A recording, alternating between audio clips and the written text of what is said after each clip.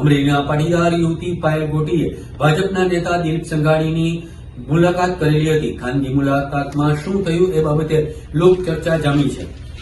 અમરેલીની પાટીદાર યુવતી પાયલ ગોટીએ ભાજપના નેતા દિલીપ સંઘાણી સાથે ખાનગી મુલાકાત કરેલી હતી. 2 દિવસ પહેલા અમરેલીની જિલ્લા મધ્યસ્થ બેંક ખાતે પાયલ ગોટી પરિવાર સાથે દિલીપ સંઘાણીને મળેલી હતી.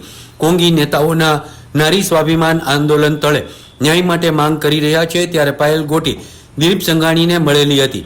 પાયલ ગોટીનો યુ ટર્ન, નોકરી માટે અરજી કે પછી નકલી લેટર કાર્ડનું સમાધાન અંગે અનેક અટકળો વહેતી થઈ છે.